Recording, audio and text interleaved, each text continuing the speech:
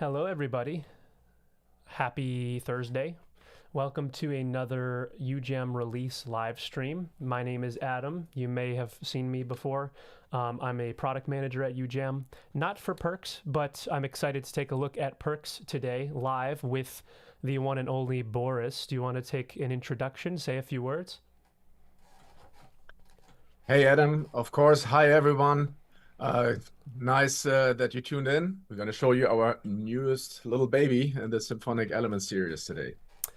Yeah, PERRCS. So PERRCS came out in July, about a month ago. Is that what you said, Boris? I think. So it's been in Yeah. circulation. Hopefully, some of you have already tried it with the trial, or even if you've even purchased it and you're watching the stream, then props to you. Maybe you have questions. The stream is a great place to share appreciation, ask questions, or just mingle in the chat in general. And we are actually raffling, excuse me, my voice. We're raffling off one license for PERRCS to somebody who's active in the chat. So if you are active and asking questions, or even just showing support, Simon behind the scenes, he's running the UJAM account in the chat. He will enter your names into a random spinner wheel, and at the end, we will announce the winner of the license, which is always exciting. So, Boris, I would like to just start with a few sentences from you because those of our users who know the Symphonic Elements series, we have brass and strings and drums up until PERRCS. So now when PERRCS came out, it's also percussive as given by the name and the layout and anything you see on the website. So my question to you, just to clarify for everyone here, is what exactly is PERRCS and how is it different from drums? And does someone who owns drums, do they need PERRCS, and what can PERRCS offer them? Yeah, very good question and a very obvious and important question. So yes, two percussion plugins. Drums was first, and the short answer is drums concentrated on the low end frequency stuff, all the earth shaking, huge big drums, I call it. And they are important when you make music, especially when you write film scores, because they, bring this like dramatic moments there.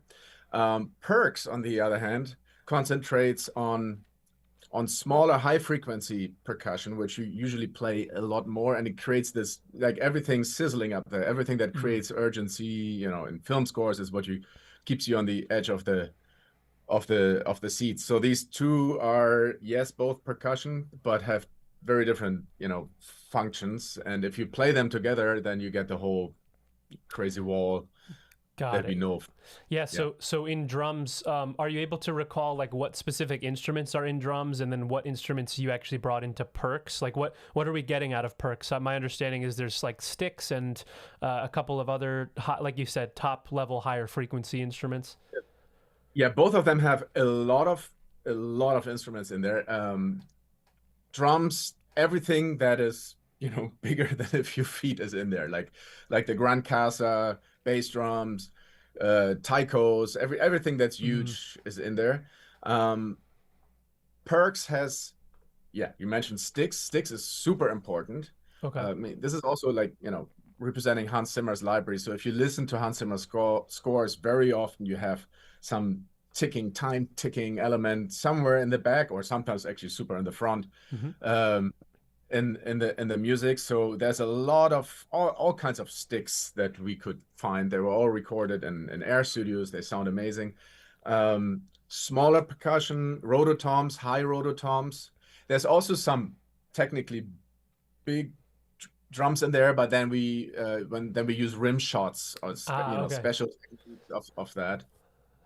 cool. Um, Yeah, yeah, so there's a lot under the hood. Then I assume, like any other Symphonic Elements title, basically it's a phrase yeah, player. And just in a minute, I'm gonna just play some sounds because I know everyone's probably eager to hear the big sound that it offers. But with these titles, they're basically full arrangements, right? So when you're going through phrases and styles, it's controlling and picking all those instruments under the hood for you, right? So basically, you have a one-touch solution for like a very compelling symphonic section, I guess. yeah. Just like all the other, not just the symphonic elements, but I think most, if not all, of UJAM plugins work like Yeah. that. So we took something uh, pretty complex, like a bunch of instruments in this case. I mean, in that case, it differs a little bit from like a virtual guitarist or so, because here you have 10, 15 instruments playing at the same time. But yes, for the user is picking either presets or styles on the bottom left where you are right now, and then basically on this one not even playing a chord because it's a percussion instrument, right? So we don't have the chord functionality that we have on strings or brass or virtual guitars and so on. So it's very simple to use. Got it. And fun. Yeah. So the behavior is a lot like drums. So I'm just going to play a few presets just to get some sound rolling so people can hear something. I'm just going to step through the introduction category because these presets usually are selected to kind of show you the spread of what it can offer. So I'm just going to jam a little and play some keys, and in like a minute or two, I'll come back.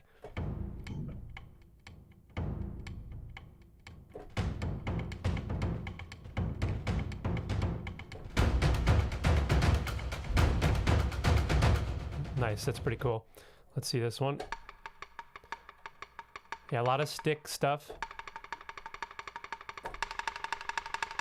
Really realistic, like intensity coming in higher phrases. I like that.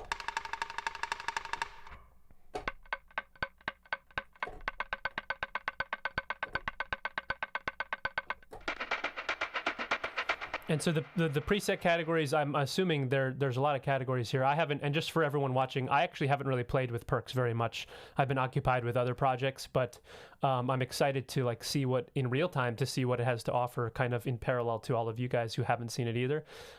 So let's see the preset categories. You've got some more experimental glitchy stuff. Process. Let's go to monsters because I imagine that those are going to be like massive. So let's see.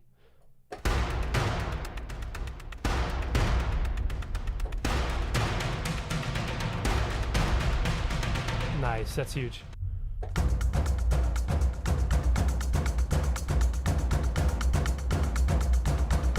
Very cool. And so just a reminder on the keyboard range here, because it's the same as drums, I guess. There are common phrases and style phrases, and the common ones are more universal, and they're the same across the styles, right? Well, the common phrases, so when you open a preset or a style, you have a certain set of instruments under the hood. Right. And the common phrases are basically very simple, straightforward quarters or eighth or triplets. And you can, so I don't know, sometimes you just need something very simple, bam, bam, bam, bam. Sure. I actually like the common phrases, especially the faster stuff, 8th and 16th and so on. You can actually start creating your own rhythm by combining whatever, like a quarter, and you can do like bam, bam, bam, bam, bam, bam, bam, by using those creatively. I love that. So you can create your own rhythm. And then the style phrases to the right, they are always specific, like basically one creative idea of what you can do best with the specific instruments that are currently loaded under the hood. They're more specialized. Yeah, and the common phrases are basically staggered by time. So you go full bar, half bar, quarters, and so on. Okay, cool. But then on the style phrases is actually more a combination of, dynamic, going from quieter to louder, but also fuller. I see. Okay. So the styles are more specialized. They're kind of more arrangement focused. They're going to be more creatively using the set of instruments and building in intensity and so on. And then the common phrases are... Yeah, it's basically a specific composition, if you will, the style phrases, right? And sometimes it's good to have these common phrases available. Cool. There. Yeah, so let me just play a few common phrases just to hear.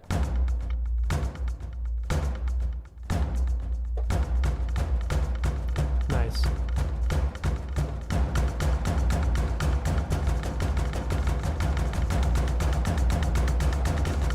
Nice. So you can already hear like the subdivisions. If you were to just play those in sequence, you would naturally have a good kind of build-up effect almost.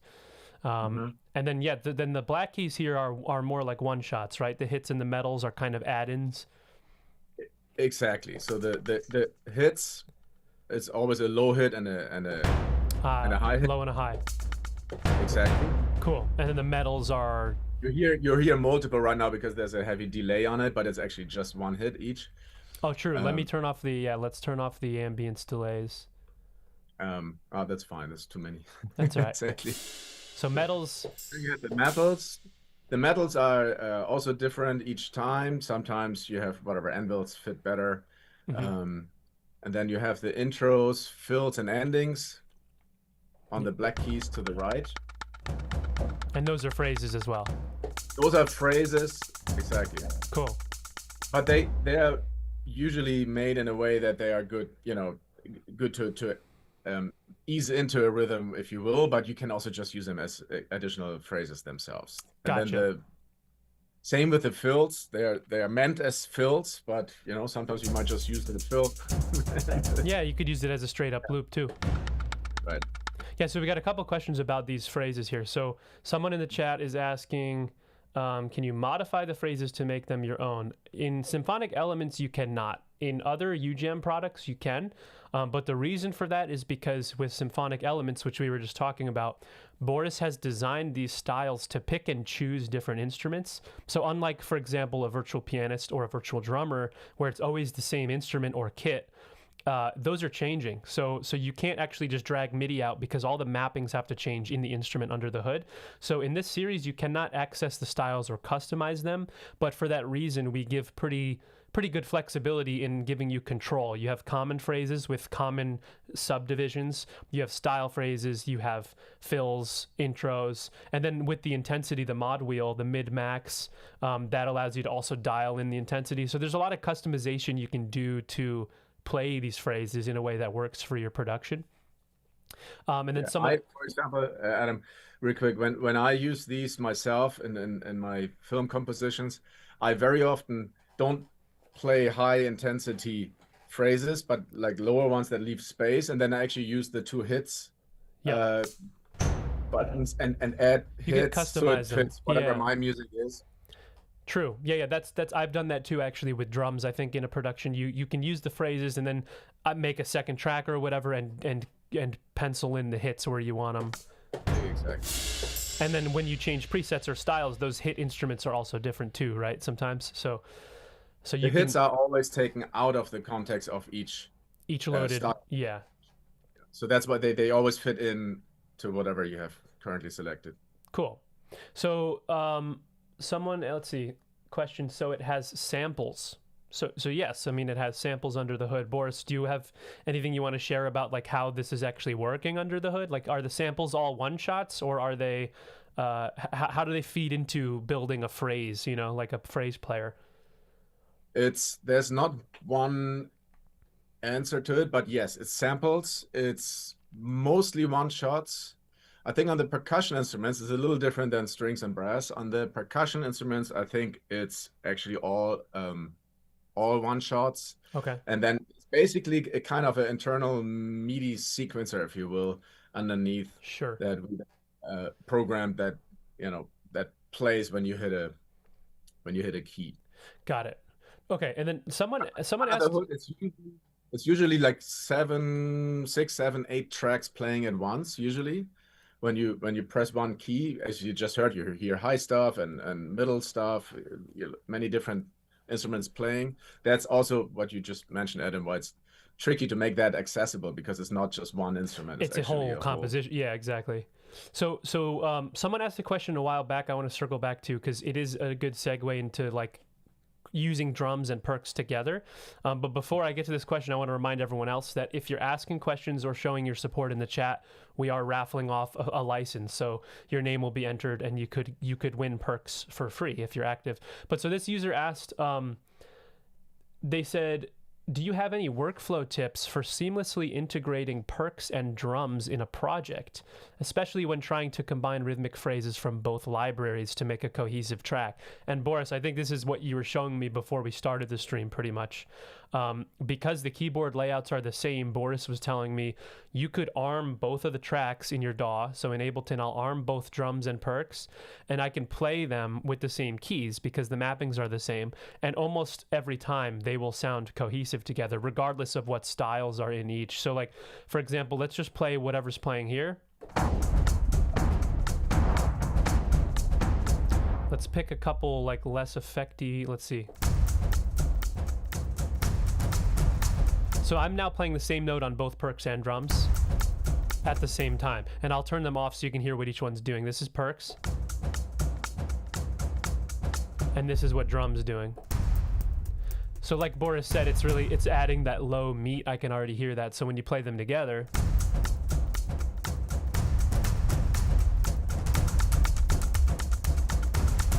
it almost to me sounds like they're the same product. They play so well together. Exactly.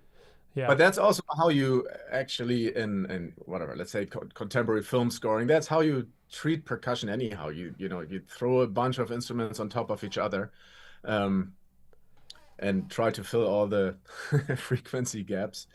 But I think another part of the question is, so one is how they work together, which you just beautifully demonstrated. Mm-hmm. And I love doing that, by the way. You can just open both, go to random presets, and in 95% of the cases, it works together. Right.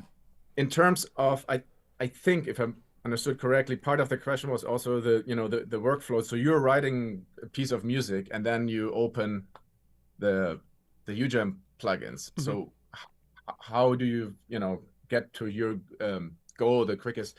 That's where to me, for all 4 symphonic elements, the folder structure and for the presets that Adam just opened, right, we put a lot of thinking into how to categorize stuff so that you as a composer producer get to what you need the fastest, because you will have a idea. For example, with strings, there's a category. Hey, if you want melodies, go here. But many times you're writing something, you have a melody. You don't want someone to play a melody, so you want to go to whatever chord riffs or so. Exactly. Yep.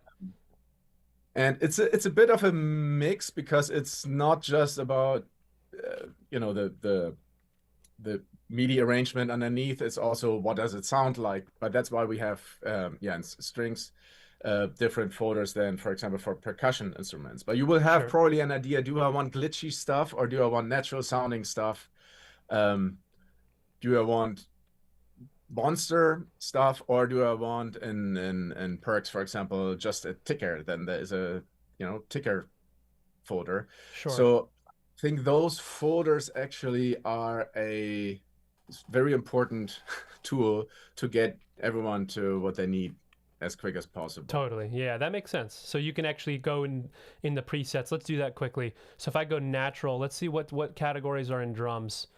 Battle, cinematic, dirty, giant, powerful, action, airy. So let's just try something. I'm going to pick airy. Maybe that's a little more natural. Let's just pick something here.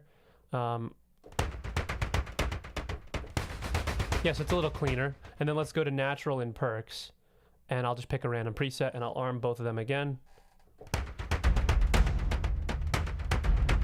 That's really cool. The accents from drums are like filling in rhythms that work really well.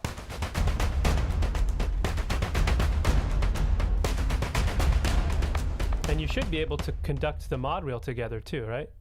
Those two together is just like a fun. Yeah, so the mod wheel has a min and max intensity. I'm not sure technically what's changing. I think it's a combination of velocities and maybe different sample layers. I'm not sure, but if you play through them together, let's just try to, I'm going to go up the style keys slowly, and then I'm also going to dial in the velocity. Let's see how like dynamic we can get it.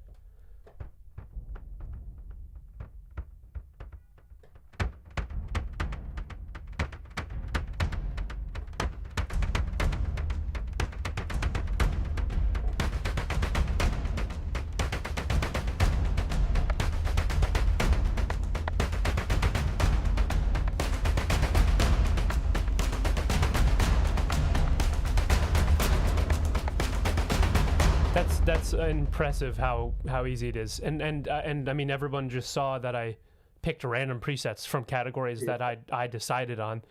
So and by the way, what's also fun if you have them in parallel, also the other plugins. But here, if you just play again what you did, or maybe the loud part, and then use the pitch wheel. Oh, true. Because the pitch wheel basically takes the slider that we have in the middle, the low and high. The fader, yeah. Fader.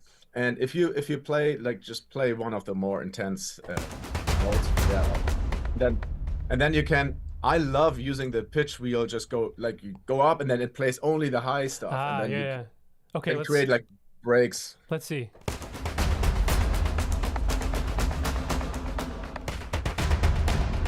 Nice. And yeah, if I remember correctly how these are made, that low high delineation, like the two sides, you have the buses for low and high drums.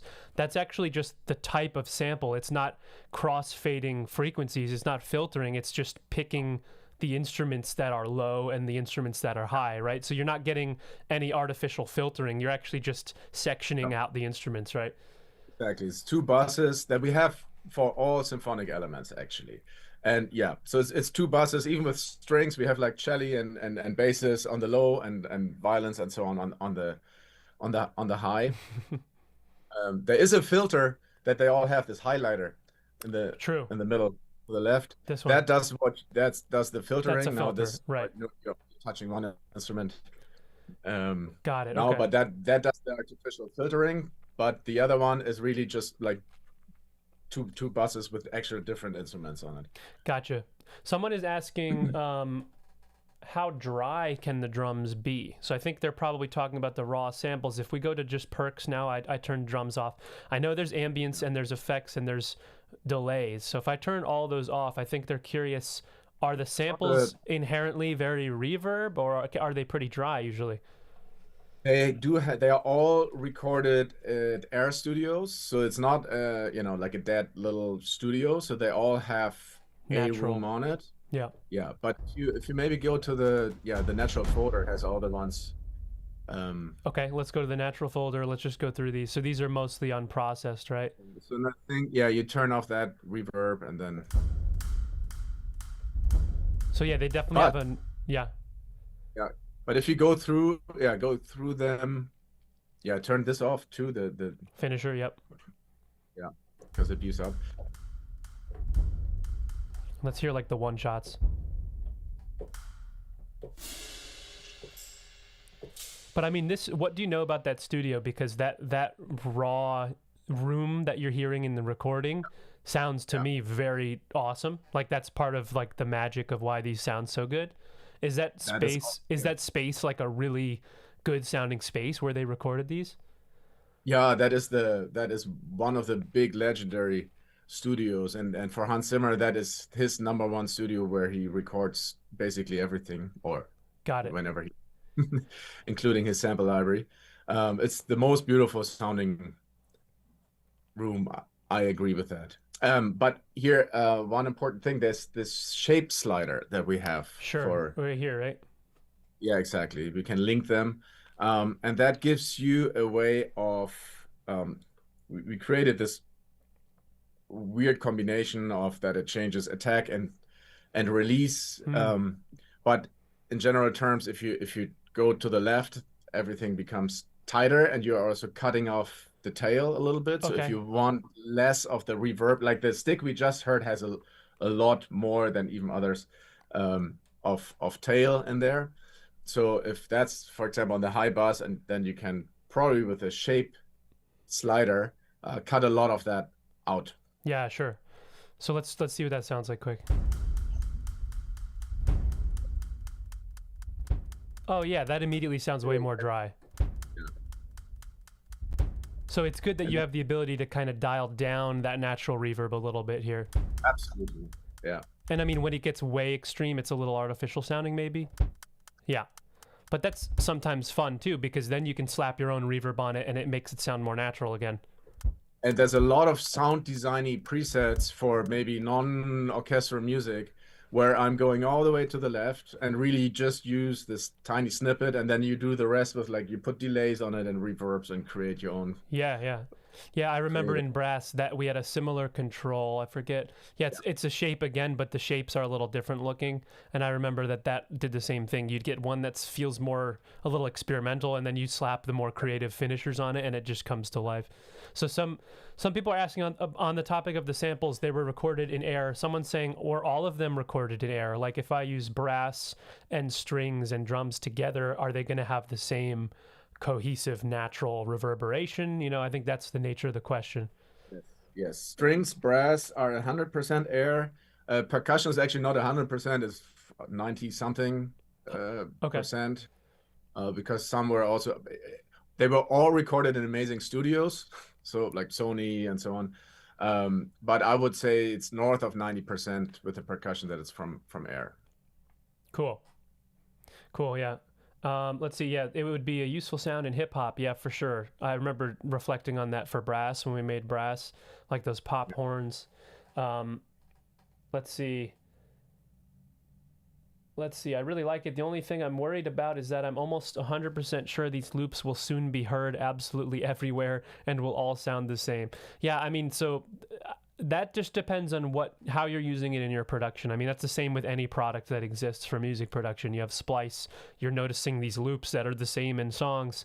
That's up to you as the artist to get more creative. I mean, these percussion instruments, I don't think you would have that effect, because if they're used meaningfully in a production, then they're contributing to the full production. It's not just one loop that you're hearing, you know? So get creative, and there's finisher effects. There's a boatload of effects. There's character effects, motion effects. It's not just an audio loop. You actually have a player. So you have a lot of opportunity to bring it to life and make it sound different from how someone else might be able to do it. Because, I mean, the point of the tool is that it's a tool for you as an artist. So we have ways to let you manipulate it and make it your own for your own arrangement. So I wouldn't be too concerned about that, at least personally. I totally understand that question, but and for years this question was actually bothering me until I realized that is actually true also when someone invented the piano. Yeah, right. It's an instrument. Exactly. Yeah. Or you know, you mentioned like any sample libraries or whatever, the synthesizer back then. Absolutely. And it's really what you do with it. Yeah, make it your own. I mean, at the end of the day, these are virtual instruments. It's just like Boris said. Yeah, everyone has a Steinway Grand, but like that doesn't mean you can't make good music on a Steinway Grand, you know? So there's different. I also think yeah, sorry, it's a little getting philosophical here. Maybe with the piano, it was about you differentiate yourself with what you play with the chords and the melody. But I think we live already for a while in a time where sound is basically part of the composition. Like some people spend 2 weeks on creating that perfect snare sound, so driving themselves nuts. And I think here it is you play with it, you play with a filter. And so yes, if you use a preset, you turn on a preset and your song is just this instrument with a preset, yes, of course, then it can happen that someone recognizes that. But sure. Yeah, the more bare bones it is, the more it might be recognized. But then again, this isn't everywhere on everybody's computer. It's just it just came out, so you could be the first ones actually to make these sounds your own. But yeah, so someone asked, we already answered this kind of, but someone came in maybe late. They said, is the layout exactly the same on drums? And yes, the answer is yes. I just demonstrated that you can arm the tracks in parallel and play them in real time, and they sound good no matter what. And someone also jokingly said, let's do it with all of them. Let's do it with strings and brass. I think that could be fun, just to see what we come up with. So like, that's not gonna work, I can tell you, because strings and brass need a chord to be played. Oh, that's right. Yeah, it's a play range. It's not a fret. Strings and brass with each other are 100% compatible as well. So you can do it with those two. I love that you can do this. You can do the same thing if you open just strings and brass and choose random. Let's try that. You can do that, and then you have to play a chord and the slice selection on the left, and it's the same thing. You can just, unfortunately, the percussions are just different because they don't need it. Yeah, the keyboard layout is different. I forgot about that. So let's see how brass and strings sound together, just for fun.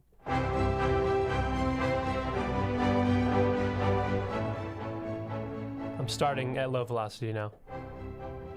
Right.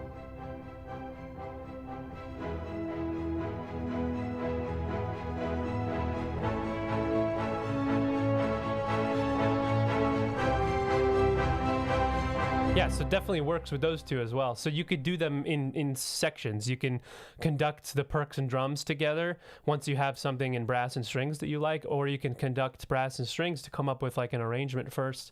And if you're speed composing, if you're like a TV composer, so then I love doing this. I have both of them open. I have the, you know, the two percussions and the two other ones, brass and strings. And especially with brass and strings, once you know your chords and so on, you don't need to re-record the other thing. You just like copy the Yeah. chord to the other Yeah, the one MIDI, exactly. Yeah.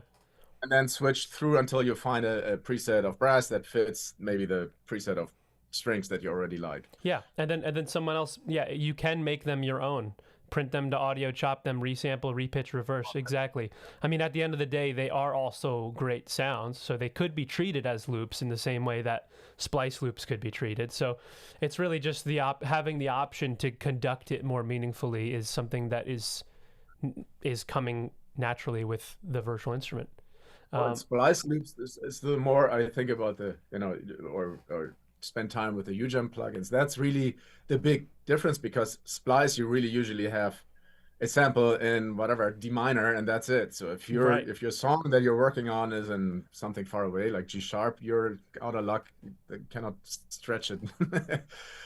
um, Yeah, and absolutely. that's the nice thing with the UGEM plugins that you're like flexible. Tempo is flexible and chords is flexible.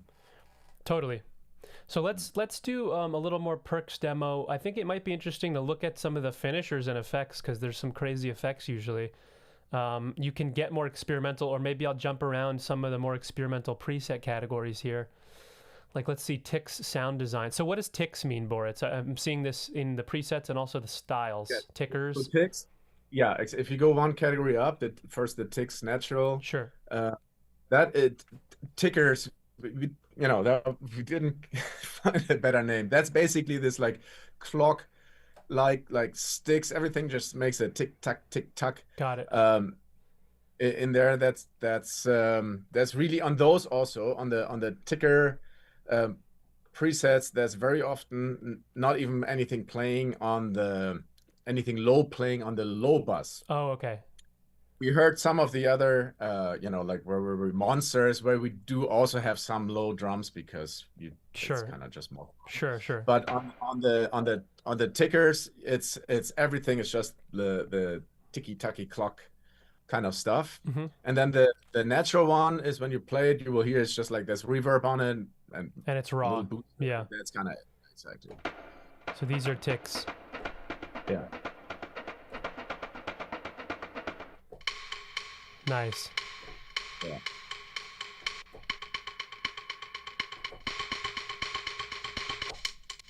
So that's the natural. Let's go to Tick sound design. Cool.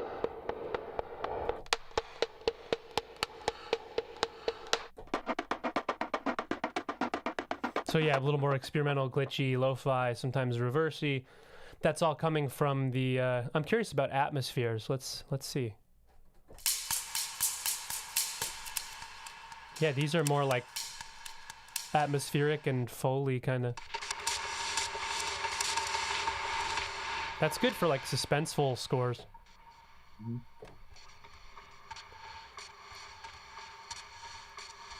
Someone was asking a few times now, highest output resolution. I'm not sure if they're talking about the audio. Do you know the resolution of like the audio samples? I would imagine they're like 48 kilohertz, 24-bit kind of standard. I don't know if if you're aware of that. I'm actually not. I think so. Yeah, It's not. It is stereo. I can promise that. it's definitely stereo and it sounds really high fidelity. And I think I would imagine that's kind of a standard for our other UJAM products that it's at least 48K and 24-bit. It's kind of a standard resolution, I would say. In terms of sound design, actually, that is something that we also carry through all the Symphonic Elements plugins that I'm not sure if it's really half, but say roughly speaking, all of them will have like 50% of the presets being natural sounding. You hear it's strings, it's brass, it's whatever. And yes, they have through the finisher section then some mastering effects on it or maybe some little reverb. But then we always also had fun with sound design parts. Sure. So that's why we have a Tix sound design and a Tix natural category here, for example, or the Atmos.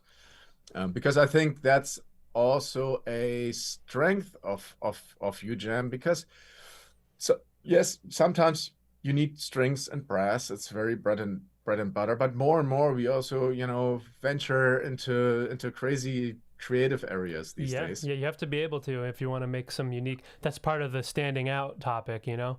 If you want to do some cool stuff or you're doing experimental scores and sound design, you don't want to sound like everybody else. So it's important to have the option to not. And it's interesting because the samples are all these like organic, real instruments. So I remember in brass, for example, I think there's a category either pads or atmospheres. I think Yep. pads, which you wouldn't think that you get some super soft, angelic pads. Oof. Yeah, Yeah, literally just the e- first one I picked. exactly. But underneath the samples, underneath is some trombones probably doing like Yeah, yeah, it's so, like some aggressive but sound, but it's what's doing the so sound design? yeah. And I think it makes it warmer than some of the synths because you have these like real. You've got real, yeah, you've got real brass, and brass is very sonically rich, and then it's also in that crazy studio environment too. Mhm. So you've got a Yeah, lot of like really rich organic sound content that's then being right. processed and washed out. So it's gonna sound really cool, and these already do sound cool. Someone was asking about strings and brass. Can you play your own chords? And yeah, that's the whole point, I think. So like the chord engine in strings and brass in the play range here is you can press one note and it'll interpret a triad out of that, but you can play your own chord too. So like if I played, here's a C major, I'm playing that, but it's the same as if I press just the C. You'll see the chord readout up here says C major. Maybe go to a different Yeah, so, preset. yeah, This one yeah, that's a doesn't show. pad here. So like here, C major, but if I add, I'm playing a C minor because that's what I played. There's an inversion F major, and it's identifying it correctly.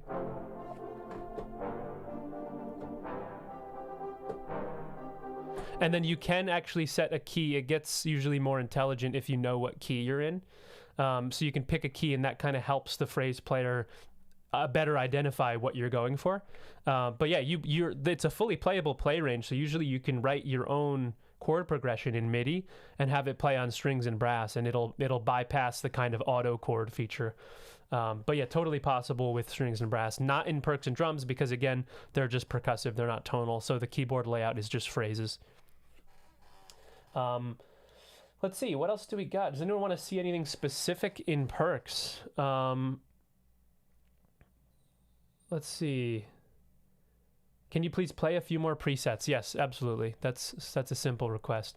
What have we not gone through? Do you have a personal favorite, Boris, of these preset categories in percs? I think all my favorites are in the introduction category, actually. Okay, I think. and these are selected from the different categories, so there's a lot of spread usually, right? So Yes, exactly. let's just play some from introduction.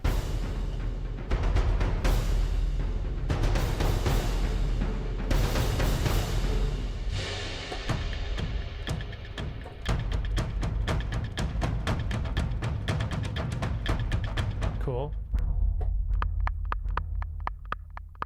Ooh, that's nice. A nice little ambient delayed ticker.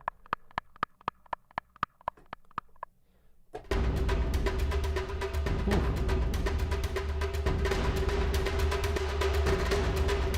That's really cool. So what instrument is that, Boris? It says roto. What is that? It's a rototom, like a high rototom Okay. that does the crazy little. That sounds so cool. Yeah, that sound is like, that's an iconic sound, I feel like. Let's see.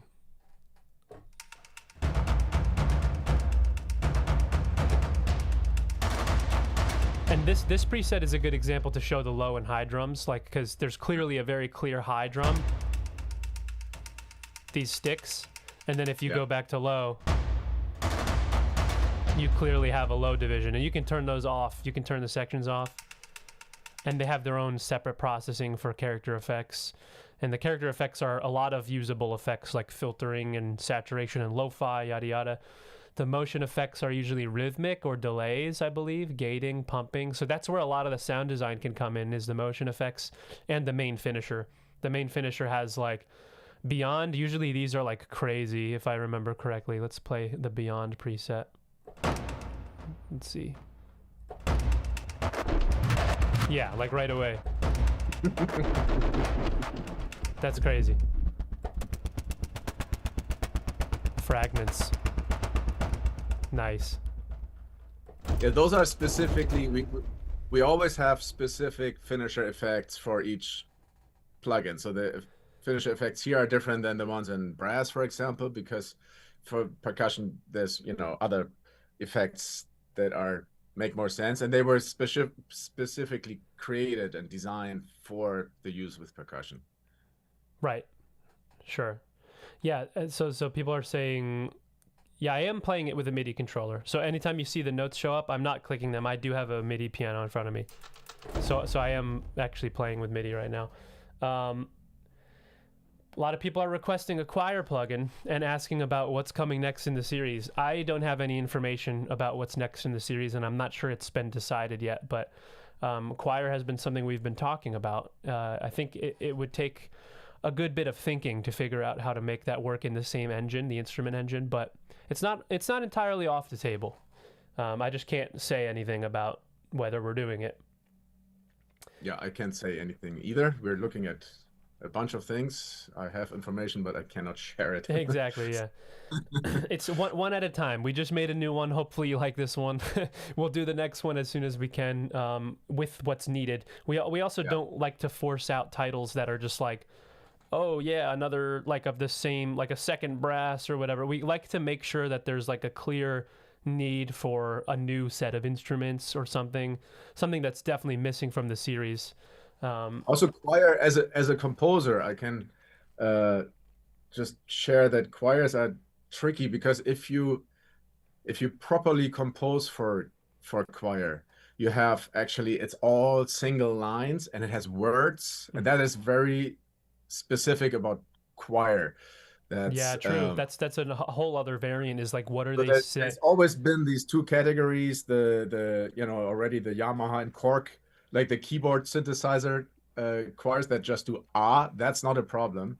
Yeah. But the proper choir, I mean, for those of you who ever tried like the big choir plugins out, multi-samples with like word builders and so on, is getting incredibly complicated because of these words that people have to say. Yeah, that's true. That's a whole different variant that we haven't had to tackle yet in any of these titles. Because then you'd be super limited. It would just be singing vowels or something. So that's something we would have to figure out. But I do, +1, I agree, choir would be cool. But yeah, there's a lot of chat stuff happening about like the raffle and whatnot. Some people are spamming. I just want to reiterate that all that matters is that you are active in the chat. Even sending one question is being active, and you're only going to get entered once if you're active. So sending repeated messages is not going to help your odds, to be honest. And Simon actually just announced that the raffle is closed for new entries. So whoever already participated is now going to be considered. But I would just say, if there's anything specific anybody wants to see or learn about PERRCS specifically, or I guess any of the other titles too, it's a good chance now, because I can't think of anything that's worth focusing on. We could go through more of the effects, or just play through some more presets and styles. But I see one general thing that we didn't really explain: the difference between presets and styles on the bottom left. Yeah, why don't you walk us through that, because I know that's a common thing for this series. Yeah, exactly. They all have that. So the basic idea is that the styles on the bottom left is basically the musical content, if you will, the arrangement, the composition, whatever you want to call it. So we're like, the sticks do this and they play 16th when you play that note, as an example. Or we have rototoms combined with few roccos and so on. Yeah. But it does not include all the effect settings. Sure. So on the presets, a preset is basically the combination. We want this style or that style, and then we have dialed into the preset, all the effects that we're using for that. So if it's sound designy, it's a very sound designy preset, for example, it often doesn't make too much sense to keep that on, you know, with a finisher crank that you just did, for example, and then going through different styles might change the underlying samples. But if 80% of what you hear are like crazy finisher effects, the difference is not that big. But on more natural sounding presets, where you just hear those sticks, then you click to a different style, big difference. Yeah, or if you like neutralize, you could turn all the effects off. Yeah, you could do this. I'll just do that. I'll switch some styles just so people can hear what that really does. So like, and someone asked the question twice now. Maybe I missed it. Is there somewhere in the GUI to open a page where all instrument categories are displayed to see different genres? So that's basically the style section. You basically, because like we said before, these are arrangements of instruments. They're sets of instruments. They're not single instruments. So if you wanted to pick like an essence or a vibe for what instruments are being played, you should go to the style section, because you have categories like huge, action, suspense, or tickers. So you can kind of pick what you want to do. So now that I have all the effects off, I'll pick some different styles here. So that's in action. That's a high roto and timpani. Let's go to action, tickers, and accents. So the instruments and the patterns are changing. Like Boris said, it's the musical content. And actually, that's something I like about the interface design. It's very intuitive. The lower section, to me, is like the instrument content. And like it's the phrase player. So when you change the style, only what's down here is changing. So it's changing what's being played. But the upper section is what's contained also in a preset. So a preset will contain everything of the style section, but also everything above it. So a preset is more like the parent to the style. If you want to completely customize the instrument, you would do a preset. But if you want to just browse the instruments and the styles of instruments, that's where you would head to the style section.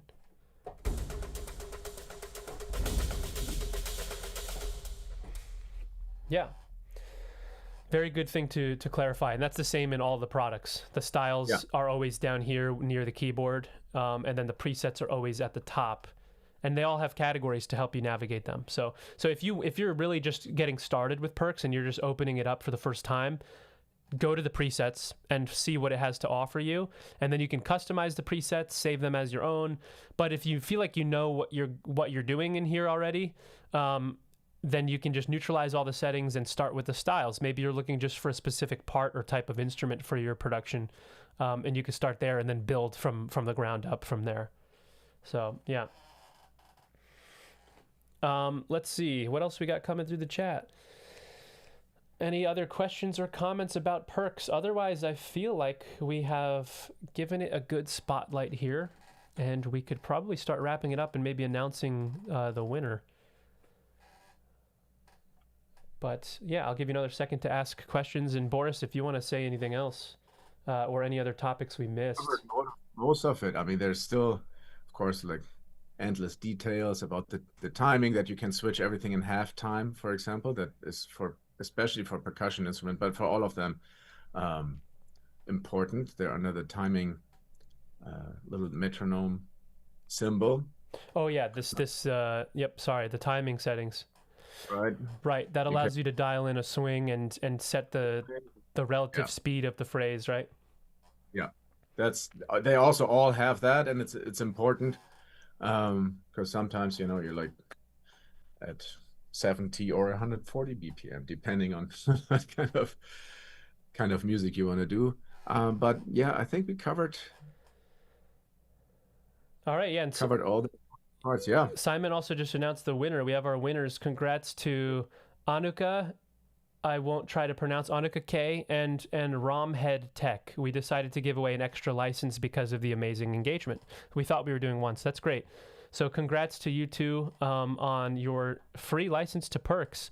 I believe usually connect with UJAM support about this and tell them that you were the winner, and they'll give you the license to the correct account. You can also usually message us on Instagram. We're active there.